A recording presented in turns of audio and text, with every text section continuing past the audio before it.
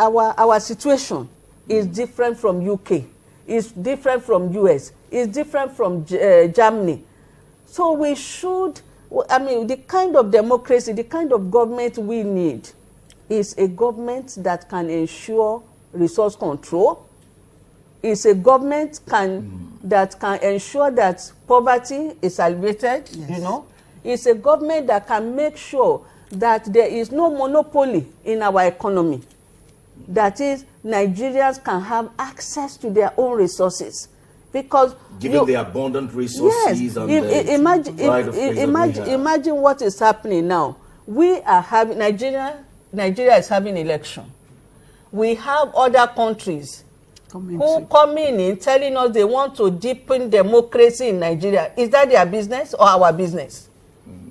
And they are coming with large sums of money. And INEC, in its own act, is given the authority to collect the money, funds, from what they call development partners. Why? How much did we pay UK when they were doing their election? How much did we pay US when they were doing their election? Why should they be bothered about? Nobody can love us more than we love ourselves. Yes, it's not possible. Definitely. So by the time they bring all the trillions of naira, they will take it away in illegal mining. They will take it away in so many invisible transactions, consultancy, and our people will continue to suffer. So which is coming back to square one of enslavement. Enslavement. But that's the position, really. And that's the position now. That is actually the position. If we look at the setup, as it were, although the law says even political parties, when you get funds from outside of Nigeria, you are supposed to remit it to INEC. That's what the law says. Yes. But really, do we even keep track of all the accountability of all of this? Do we get to know when funds coming from outside of Nigeria? We don't know. UK is bringing £100 million minus what the EU is also giving us. EU is giving out. Then another organization in the US. IRI, Institute of Republican Institutes in the US. So what does this connote by extension legally, if we have to look at that? Well, and constitutionally from your own it means we are not independent. Honestly, we are not. Economically, politically, it certainly socially, would affect our economy. We are not that is independent. That's the foundation. Because these people are putting... Plus or minus. Because they are still seeing us as if we are colonized. Because if, I mean, for crying loud, why will anybody give a rich country like Nigeria? We are rich in everything in life. Why would you want, when you're even in England, there are so many poor people who need the money. Why can't they give the money to their people? Why should they come and say they are deepening democracy in Nigeria? They are still seeing us as if we are under them. And it will be wrong. It's a neo-colonialist approach to our governance here. The bottom line is that they want to control the economy of Nigeria. That's the bottom line. Exactly. Because they have when invested, of course, they must get return. Yes. What would be their interest in putting £100 million into Nigerian election? Deepening democracy. Why? Except that when you put in money, it's an investment. You invest money so that you can recoup your returns. And that is even the way it is with our politicians. You find that I know as a fact that many politicians, when it's politicking time, they sell their assets to be able to fund their political vision. Ambition. Yes, that's it. That's what they do. And of course, as soon as they get there, the first thing they do is to recoup their money. And that is why you see that roads were never built. That is why you see we don't have facilities in our universities. At all. That is why you see that people are dying every day. And the doctors are telling us, when you are coming to the hospital, please write your will, because you may never go back. So that's because the cost is so colossal. And that is what they will first of all, once they get there, that is what they will first of all retrieve. Yes, apart from the cost to the political parties, to INEC, to government, I think the problem basically is with us as a people because of the high level of poverty in Nigeria. Yes. people are ready to sell their soul. I learned, or I read it on social media not too long ago, that a particular political party had been buying the PVCs of people with 10,000 naira in some states in the southwest. That they are buying the PVCs. And why would they do that? Poverty. I mean, 10,000 naira may mean the life and death to another person. You remember when the vice president, when he said it on the television, that he went to Abuja and he saw a woman selling momo, that is cow skin, yes.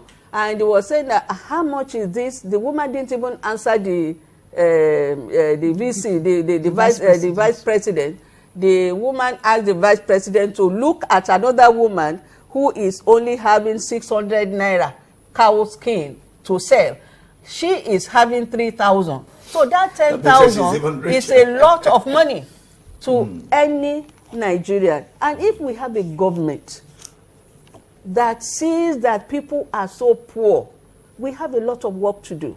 So how do we now design a democracy that will fit our own setting? I think that is a question that is a cause for concern. What can we do in this regard? For me, we should go back to the drawing board. Before the Europeans came to us, we have our own system of administration. The kingmakers in Yoruba land, I don't know what goes in Igbo or Hausa, but in Yoruba land, we have something we call Idigi. That is, like now we have 6 zonal geopolitical zones. We will regard that as Idigi. What is English language for Idigi? Stripe. That's stripe. Yes. My Yoruba is not very good, so I'm so happy. So the law came in there. Let us say that, okay, if the president is coming from the southwest, for example, we ask the southwest to produce maybe like 3 or 4 people. Let them vote in that southwest, because democracy is all about understanding and agreement. And the people coming together to reach that agreement and agreement. That is, once you sit down and you say, this is the road we want to go, and everybody agrees, that is democracy. We don't need to be copying them. The election is costing us a lot of money and even lives. Even some people will go and do rituals because they want to have money to go into politics. And we'll be hearing about that.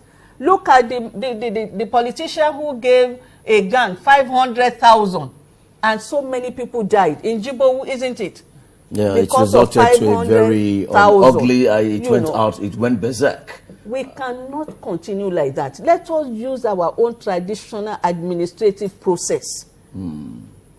Once we say someone is coming from southwest as one stripe of 6 stripes, the southwesterners will bring maybe 3 people or 4 people, let them do the voting, and then you say, okay, this is the president. Because that is what happens in monarchy. Every ruling house will bring somebody, and everybody in that community or in that region will accept, because that is the system that has been accepted. Even if it is governorship, governors also have zones.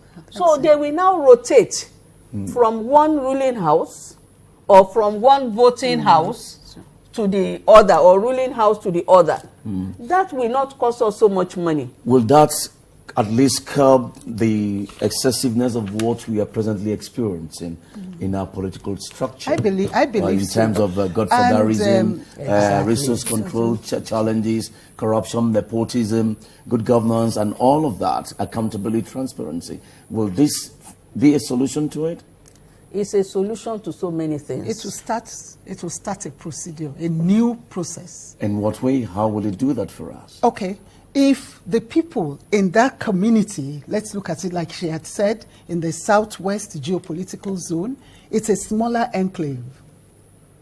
And the people there will be the ones to appoint or elect out of the 3-4 people presented in that zone, it makes room for accountability.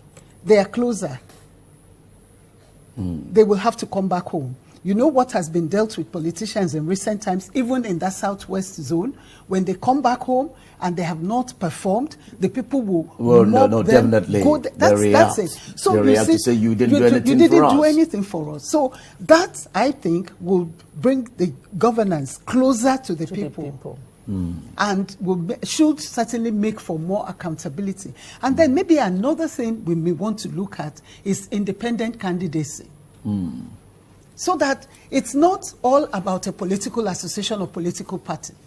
If an individual within a community, I mean, you actually find out that it's the community elders that will say, please, we want you to be our representative. Exactly. If they say the leadership traits of an individual within a community or within a setting, it's the people themselves that will now say, we want you to represent us. And in that regard, the money will be eliminated completely because this person has not put himself forward. It's the community that will say, okay, we will sponsor you. You will be our candidate. We will back you. And that gives room for accountability and through democratic governance as demanded. Because the man will be having behind his mind that I'm sent there by my people. I'm not there on my own. You are not on my own, and I'm not under any godfather, you know. And there will be accountability, there will be transparency, and there will be conscience. Because a lot of politicians now, they don't seem to have conscience. Conscience for the people. No, they cannot have conscience because they expended a fortune to get to that position. So they're not accountable to the constituents. They're only accountable to their pockets and to their godfathers. And that is not democratic government.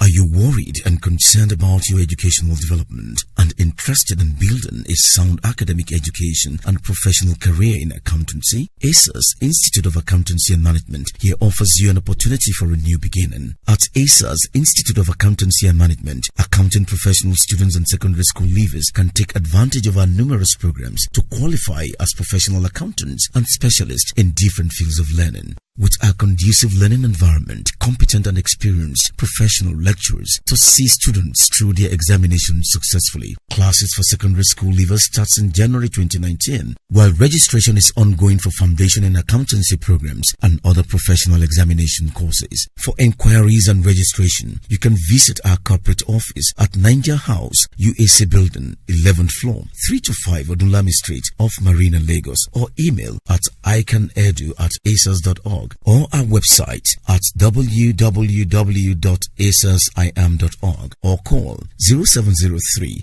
086 8455 0817 079 0833.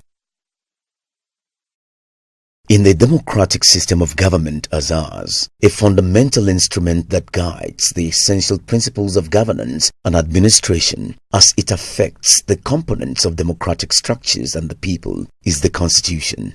The Constitution of any nation, by extension, is the instrument that exhibits the intellect, seriousness, faith, unity, progress, stability, and security of our people, quoting the words of Mrs. Morenike Tejuadi Babintin Ashai, the president and founder of the International Center for Tax Research and Development. The inability, therefore, of the people to carve out the right constitution is said to be the beginning of failure, deprivation, tribalism, anarchy, sectionalism, repression, nepotism, economic exploitation for the benefit of the foreigners, and perpetual insecurity of a nation. Presently, the 1999 Constitution is said to be a military constitution and not a people-based constitution. As such, the opening statement, "We, the people of Nigeria," does not and cannot be said to truly reflect the collective will of the people and the people of Nigeria by extension. The problem, however, is how much do we as Nigerians understand what the 1999 Constitution says in its statemental expressions as it affects Nigerians as a people. Lack of understanding of the Constitution and how it affects us as a people is indeed a question of concern and worry to many Nigerians who, out of ignorance and the lack of understanding the requirements and provisions of the Constitution, literally do not know how certain provisions of the Constitution empowers them the right of say and expression on how the Constitution affects them and equally be interpreted. For example, the provision of Section 6, subsection 6C of the 1999 Constitution did not give Nigerians the right to challenge the government on how the spending of our resources is spent. Do many Nigerians do actually know this? What is the percentage number of Nigerians, if we may even ask, that knows what the provision of Section 6, subsection 6C of the Nigerian Constitution says? For Mrs. Morenike Tejuadi Babintina Shai, the president and founder of the International Center for Tax Research and Development, Section 6, subsection 6C is a provision of the 1999 Constitution that must be well understood. We have the right to change our country. Nobody else can love us more than we love ourselves. Deepening democracy in Nigeria is our responsibility, not that of foreign countries who are investing trillions of naira in our election. We will pay back in manifold. Section 6, subsection 6C of the 1999 Constitution is alien to democracy, but an ingredient of dictatorship. That section says that we have no right to challenge the government over the spending of our resources. We have no right to tell the government where to spend our money. We have the right to know how our money is spent. We have the right to know how our resources are harnessed. What then are Nigerians' reaction to these? This and more was what the crew of the Constitution production crew found out in their findings. In a civilized society, we, the electorate, should be able to ask questions about how our resources are expended by those whom we have elected into office. You understand? So it is grossly irresponsible for government or the people in government not to come out regularly to tell us how they have expended or how they have spent, taxpayers' money or the money made from resources that is our common wealth. You understand? So I think governments, as far as I know, they have not been responsive in that area. They will only come out to tell us this is how much they want to put in their budget, but how they go about spending that money, what they have used that money to do, they don't come back to tell us. So I think that is where we have allowed corruption to creep into our system, because we don't ask questions. We don't ask how have they spent our money. So at the end of the day, they will tell us, okay, a kilometer of road is 10 naira, and at the end of the day, they will spend like 2 naira to do the road, and they will come out and tell us, okay, we've spent the 10 naira we budgeted for road, for the road, whereas they've just spent 2 naira, and that's why we discovered that most of the road they make are substandard. In less than 2-3 years, the roads have gone bad. You understand? So that's it. I think it is time we as Nigerians, we should begin to ask our leaders questions. How have you expended our money? Why are you asking for this amount for your budget? We should question them. And those whom we elect to the House of Representatives to make legislations for us are not doing enough. They are not doing enough. They're only there for themselves. Else, if they are doing the biddings or the requests of the people who voted them in, they should ask questions on our behalf, even if we cannot ask the executive, you understand, about how they spend our money. You understand? And that's why you see that today, if Buhari or the governor goes to present his budget, they are expecting Ghana must go, because that's where they get their own share of the budget. We have the right to challenge them on how the resources is spent. They should always publish the budget, the allocation, and how it is spent, so that we will know whether it was put into judicial use and well used, So we have the right to challenge them, because the country needs to develop, and when you are not seeing development and basic infrastructures in the country, then you just wonder where all the money the government keeps allocating every year, where it's going to. So then at that point you have to challenge them. No love is all we need. Well, it's so good to have you back. Welcome and thanks again for joining us. It's still the Constitution, where we'll talk about topical issues on the political state of the Nigerian country, as it were. And this time around again, we'll continue with looking at the issue of political associations, elections, and the Constitution. But in furthering our discourse, we want to start by first looking at understanding the word democratic, constitutional democracy. How do we really understand this? Maybe that will give us an insight into understanding the discourse in a very broader perspective of our interactive session here and analysis of what we've been talking about. And I'm going to start this still with my guest, Mrs. Morenike Tejuade Babintina Shai. We'll be looking at this with me alongside our legal practitioner in the house, Titilola Kinlawo, and we'll be looking at this together. She's a senior advocate of Nigeria, and from that angle of legality to the angle of another experience of life, we'll be looking to balancing the balancing that it so demands. Let's start with Mrs. Morenike Tejuade Babintina Shai. How do we really understand constitutional democracy? Because it appears that is a problem here. People not getting to really understand the root of what democracy or constitutional democracy represent in democratic government. Well, constitutional democracy actually has two aspects, the political authority and the electorate. But majorly is a democracy based on constitutionalism. That is, there is an instrument that is controlling that democracy, like this 1999 Constitution. But when you look generally at Constitution must be acceptable by the people.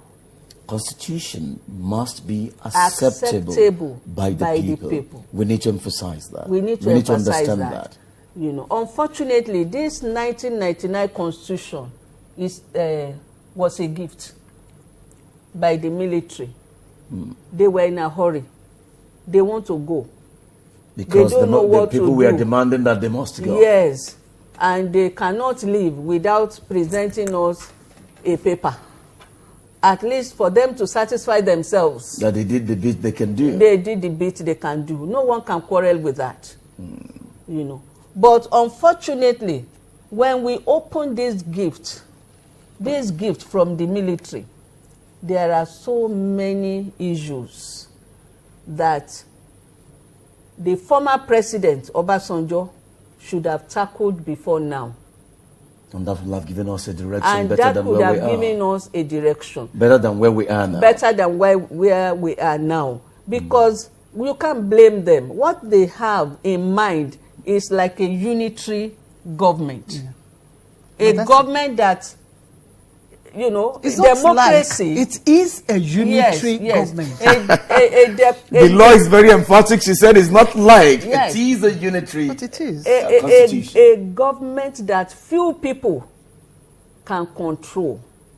A government that does not give the generality of the people the power they should have. You remember in our earlier discourse. Is it coming from their military perspective of that centralized command? It is. But you know, if we go back historically, it was when the military took over in 1966 that the Nigerian system of governance was converged at the center. It was never like that. And that had been the system consistently, even up until this point, despite the fact that we have a constitution.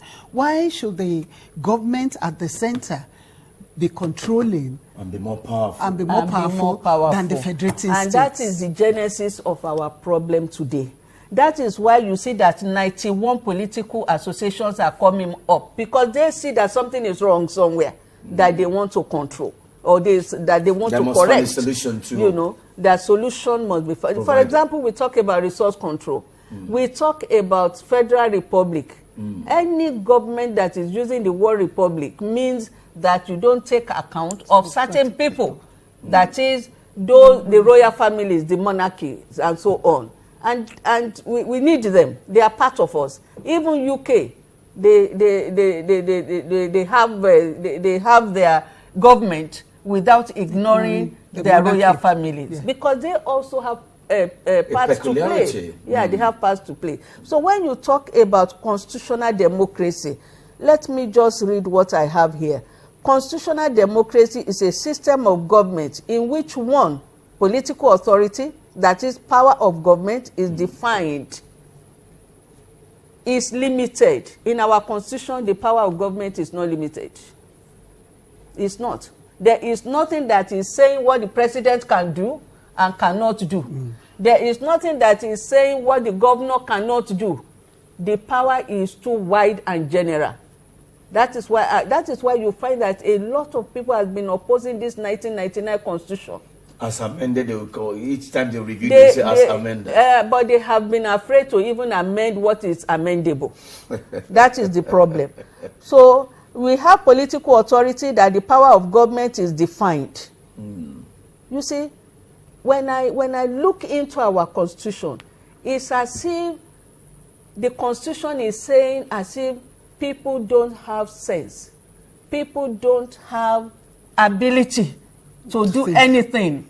So government must think for us. Government must do everything for us. You know, which is totally wrong. So we need to define, what do we want government to do? They can, you find government setting up organizations, setting up agencies. Too many agencies. You know, and which the people should be able to do themselves.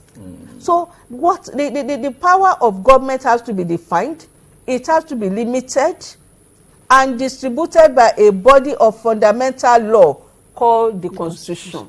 Now, if we look at this 1999 Constitution, the fundamental objectives in Chapter 2, which is actually the vision and the mission of the framers of the Constitution, then you've given all that powers, but at another breath, you withdrew it. That is not justiciable. Section 6 subsection 6C of the Constitution. Having explained fundamental objectives in another part of the Constitution, that particular section takes away the power of the people. This is actually under general provisions. That's section 6C. Is the powers, section 6 relates to the judicial powers. And subsection 6C takes away that you cannot exercise that right. You cannot question it. What they do with your money. You cannot question what they do with your resources. And the Constitution is giving them the power to harness the resources. And it's for the benefit of the people. But if we cannot take them to court, if we cannot question them, then we have problems.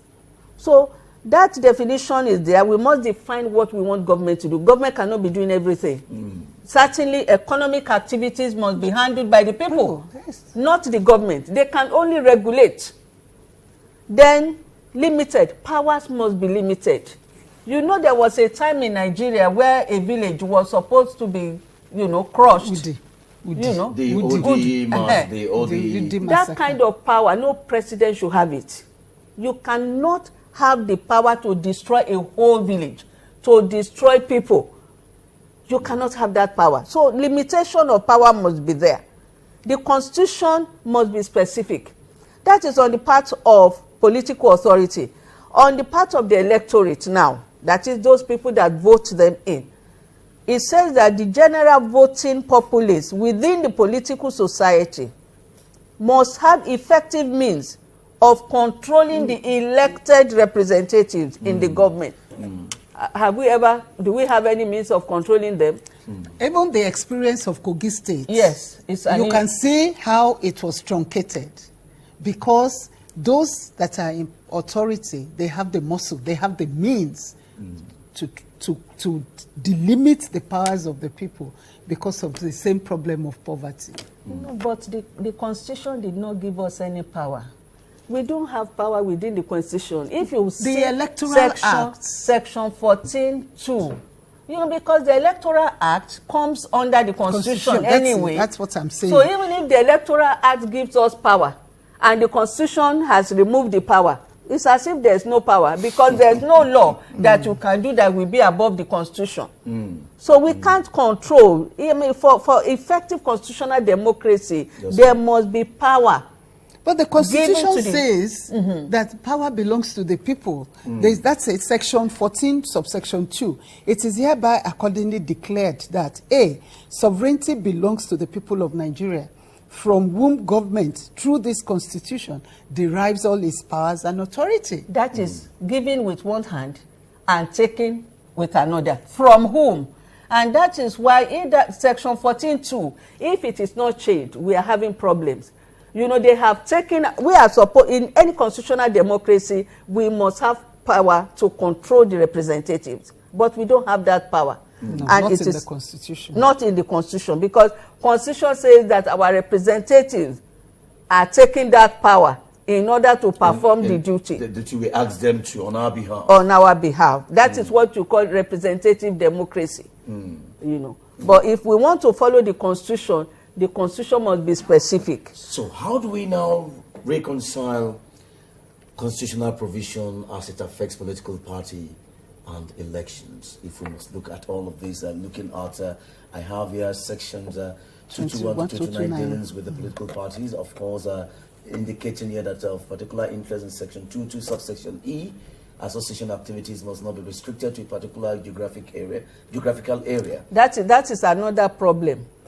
Because you cannot say some people will have influence all over 36 states. It's not possible.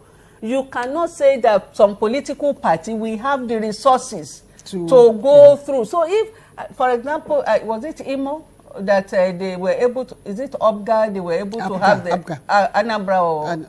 no, it's, yes, Anambra. Anambra. They were established there, and they have been able to hold on power. It's wrong for the Constitution to say that they should not be restricted to a particular, that is, they have to go around, and then they must have an office in Abuja. The entire 36 states of the Federation. Exactly. So if we really are sincere about election and about people being represented, like she said, we should be able to promote private candidacy. We should be able to promote community representative. And if we are saying that section 222E has to be revisited. You know, it's not everywhere that political associations must be. We should be able to promote community representative. If my state decide that Mrs. Babington Ashaye is good enough to be their governor, for crying loud, why not? I'm ready. You know? So if they say Mrs. Akinlawan should be our president, for crying loud, why would she want to do that? Because she would not need to pay 14 million. She will not need to pay 45 million because we are community representatives. A consensus has been reached collectively by the people to say that she is our candidate. That's okay. So how do we now really deepen? Let's now use the English democratic values, English terminology, norms deepening, that will now guide our deepening democracy in Nigeria. Yes. How do we really get that now clear in all of these arrangements? Let me ask Mrs. Titilola Akinlawan from this perspective. Well, for starters, I think the foundation will be for us to revisit the Constitution. Some particular sections of the Constitution, as it were, should either be expunged or rephrased or redrafted. The one we're talking about, political associations, it doesn't have to be national. The way the Constitution has put it, it must be national. It does not have to be national. Like ABGA, like we have expressed, is entrenched in a particular state. He doesn't have to have representation in other states of the Federation. So I would think we could encourage community associations. We could encourage other people. We could encourage individuals to be able to represent their people as it pleases the people generally. Then, like the other time, the issue about devolution of powers. That's right. It is so germane, it is so fundamental that we cannot run away from it. I would not see a reason why somebody from Borno State will be in control of the gas in the Delta area. It is unfair, it is not right. Their environment is being degraded. No compensation is coming to them. And we find out that all the agencies that had already been created to alleviate the problems in those areas have not worked. They are not working. Why would it be so? Corruption is the hallmark. And we cannot stop corruption unless and until we debase money in our electoral processes.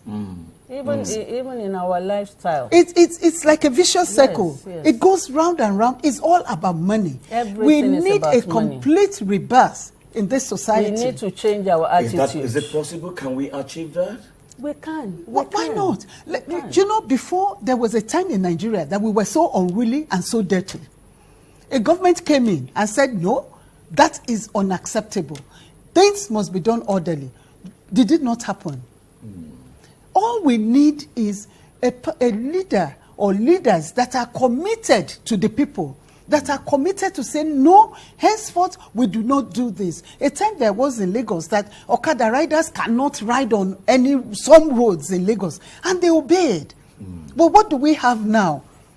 Everything had gone back to what it used to be. So it's all, I think it's all about leadership. You lead commitment to it, and we lead by example. It's all about leadership, and it's all about the people. Followership too, because followership too should also understand. Because it's important, and that's why we're talking about civic education and history in schools. When you know your right, you know your responsibility, right from childhood. Yeah. It's easy for you to grow for the benefit of the society. But the way things are now, like she said, it's money. What is in it for me syndrome. We've lost our values and our culture. We have totally lost it. And we need to give a rebirth and a redirection on this. And it is because of the kind of government we've been having over the years. That's it. Because when you see somebody who is a councillor and within 6 months has built 2 houses, 20 houses, riding, having so many cars, our Kogi representative in the Senate, you can see how he was showing off all the rollers, about the Rolls-Royce, his Rolls-Royce motor Bentleys, vehicles, the Lamborghinis. What is that telling the society? That is, go to government and steal. Go to government and make money. That's it. You see, that's it. How would any representative in any national assembly be receiving, is it 3 million a month? No, 3 million. No. From statistics put on the social media, they said each senator at the end of each month collects about 37 million. At the end of each month. You know, if we have a civil society, that 36 million, the taxes they will pay, they will never accept to collect 36 million. But do we have, do we have internal revenue service that can challenge any senator? Because what they will tell you is that allowances, those allowances are not taxable. They are government, perquisite of office, which is wrong. But by our tax law, every allowance, that is an allowance, anything that you receive as remuneration from your office is taxable. Of course, government has some reliefs which will be deductible. So if we look at all the money they collect for furniture, they collect for wardrobe, they collect for newspaper, they will pay a lot of taxes that they themselves will say, no, we don't want this money. Time is not on our side. Let's quickly have our submission. Mrs. Titilola Akinlawan, what would be your submission in terms of suggested solutions that we can look at? Yes, my first suggestion will be that we must curtail the activities of political parties. We have to de-emphasize money. There must be a lot of transparency and accountability. Their assets and their liabilities, monies realized, must always be published for the public to know. And the second issue relating to political parties, for me, is that they're not democratic. Every time we see when they have their primaries, it's all about money and parties being imposed. Somebody will conduct the primary, somebody will be a candidate at the primaries election, and a different party, a different person's name will be submitted to INEC as the candidate of the party. All of these we have to do away with it. You recall the case of Governor Amici then. That's right. Because he did not even contest the primary. He contested the primary, but his name was not put forward as the candidate of the party as at that time. But the Supreme Court said, since we don't have independent candidacy, is the party the people have voted for, so you should supplant the person that actually ran for the election at that time. And that gave him the governorship. That was what happened at that time. By virtue of the Supreme Court's judgment. So there must be a lot of transparency and accountability. And then there must be internal democracy. It's so difficult to get internal democracy in the political parties. It's always a candidate imposed by the parties on the people.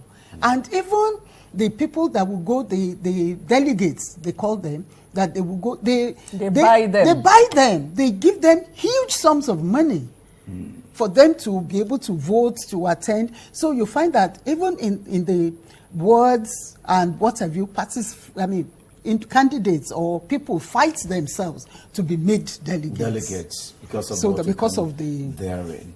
Mrs. Babinchina Shoy, you want to be on submission? Well, I will want to say that election is less expensive. INEC must not collect on behalf of Nigeria money from any country whatsoever. We can deepen democracy in Nigeria by ourselves. It is our responsibility. And like I said earlier, nobody can love us more than we love ourselves. That's right. So deepening democracy has to be done by expunging Section 6C,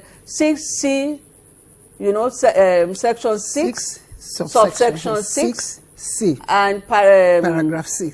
Paragraph C. That is 6C. It must be expunged because it is the bedrock of corruption. And if the president is fighting corruption, President Buhari cannot fight corruption without removing this section. That section of the Constitution. Yes, because it's not justiciable. It is total corruption. You collect our money, you harness our resources, and you tell us we cannot question you how you spend the money. It is not Buhari, but it is the Constitution that is saying that. So if President Buhari actually wants to be known for fighting corruption, that section 6, subsection 6C must be expunged from our Constitution. And one thing that our representatives do not know, we as Nigerian citizens, we cannot give them the power we do not have. The Constitution has not given us any power. And that is why it's difficult for them to represent us. Everything they have seen against the executive, they do not have the power, to punish the executive. They don't have it. So people must have power. That control of the people must be there. There's nothing stopping us from having representative democracy or having representative in the National Assembly, but we must have power. Another thing is, who is selling the office? Is it Nigeria or political party? Whose constitution are we guided by? Is it the constitution of the political party or the Nigerian constitution? So in this constitution, Nigeria is not asking anybody to pay 45 million. Nigeria is not asking anybody to pay 10 million for ticket to be an aspirant. So our representative, that is why they said our legislators do not have the right to change anything. And that is why we are saying that our representatives must visit this constitution. They must revisit it so that everything, do all the amendables that should be amended. Everything that can cause growth of corruption, everything that can cause insecurity, because if you put 45 million down, you can fight to get there. Yeah, of course. You know, you will do anything to get there. Of course. And when you get there, you know, what is behind your mind is how to pay back, whether in cash or in kind. And when countries will be giving you, you know, instruction, this is what we want you to do, then your independence is gone. So it's important that we look into it. Point, and in view of the time that is not on our side, I want to thank you so very much for your contributions to looking at this issue of political association, the elections, and of course the constitution, pari passu as to how we can have a direction of purpose and of course a meaningful essence of democratic governance, and how well we can conduct good elections to make Nigeria better and greater than what it is today. I want to say thank you very much, Mrs. Babington Tejoshe, Tejuade Ashai, thank you.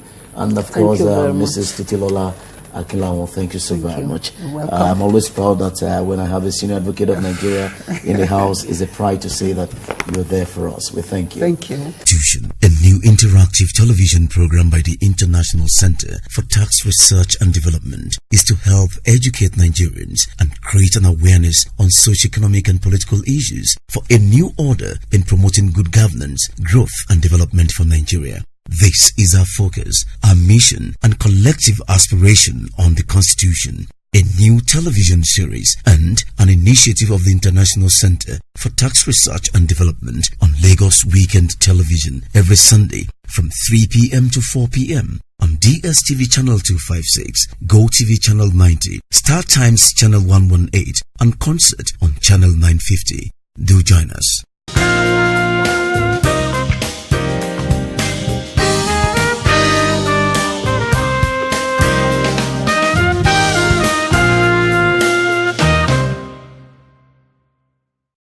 Good afternoon, viewers. Welcome to the International Tax Center for Research and Development, the tax segment. My name is Malabuchi Obina Emmanuel. Today, I'll be taking you on withholding tax. Recall that in our last discussion, we discussed about the Nigerian tax system, where I mentioned that we have the tax administrators, we have the taxpayers, we have the tax legislation, which makes up the Nigerian tax system. But I also told you about the different types of tax that we have. We have the company's income tax, personal income tax, petroleum profit tax, value-added tax. However, today we'll be discussing about withholding tax. Withholding tax is not a different type of tax. It's an advance payment for tax. In our consulting, in what we've seen from the reports, we've noticed that Nigerian tax to GDP ratio it's very low compared to other African countries, and this could be one of the reasons could be non-deduction of withholding tax by businesses. And the challenge is a lot of businesses, individuals, don't know what withholding tax is. So withholding tax is an advance payment of tax. You are not paying a separate tax. And we have the laws, the regulation that guides withholding tax. The withholding tax is under the Companies Income Tax Act regulation, and also you also find some regulation known as the withholding tax regulation. Also, the personal income tax regulation under Section 68, Section 72 also guide withholding tax. So this is the legal framework for withholding tax. The company income tax section 78 to section 81 talks about withholding tax. Now, withholding tax is applied to specified transaction and it gives you a tax credit against income tax liability. So when you deduct withholding tax from any payment you are making, you are supposed to get a withholding tax credit note. So it therefore means that in withholding tax, you are making a payment as a vendor. I am a vendor. I own my own business. I gave a contractor, someone a contract to repair my plant or my generator. So what do? The cost of the repair is 100,000 naira, and I'm supposed to pay the person 100,000 naira. Now, looking at the withholding tax, I'm not supposed to pay the person the entire 100,000 naira. I'm to withhold 5%. Looking at the nature of the contract, 5% of that 100,000 naira, which is 5,000 naira, needs to be deducted and remitted to either the state internal revenue services or the federal inland revenue services. So, in making payments, you don't pay the entire 100,000 naira. In making payments, you don't pay the entire 100,000 naira, but you deduct 5% withholding tax. Now, the withholding tax rate varies, and you need to be aware of the withholding tax rate. Now, the withholding tax on dividend, interest, and rent is 10% for companies and 10% for individual. The withholding tax rate for royalty is 10% for companies, 5% for individual. The withholding tax rate for hire of equipment, motor vehicle, plants, and machinery is 10% for companies, 5% for individual.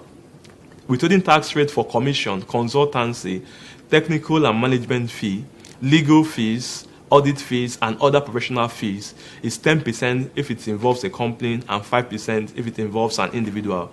The withholding tax rate for building, construction, and related activity, excluding one single delivery, survey, and installation, is 5% for both companies and individual.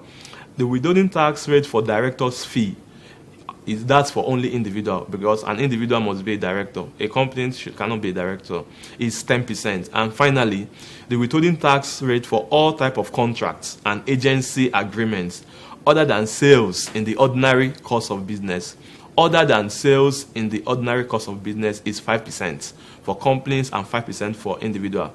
I will hang up here, and if you need further inquiry, more insight into the withholding tax, you can contact us at International Center for Tax Research and Development, or you visit us in our head office CSC building at Marina Road, and you can reach us using our email or our phone number on the screen. Thank you once again for listening to this session. In our next segment, I will throw more insight into the withholding tax. Thank you for listening.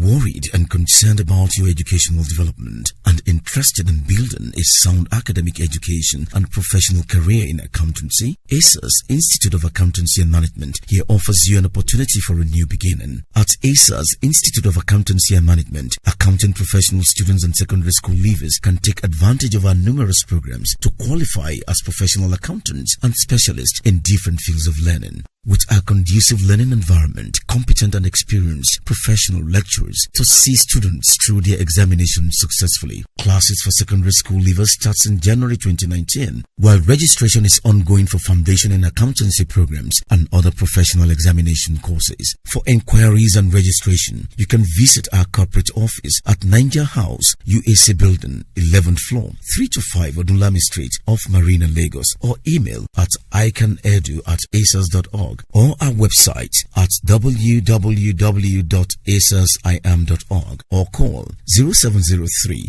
086 8455 0817 079 0833. Taking a look at so many issues and, of course, preferring solutions as to how we can make the difference and make the necessary change that is in the change we are all clamoring about to make Nigeria better for the future generations coming and of even those still serving, so that Nigeria will be placed in the Committee of Nations as one of the best countries in the world to be. We thank you for today. We come your way again same time next week. Until then, do have a very pleasant day.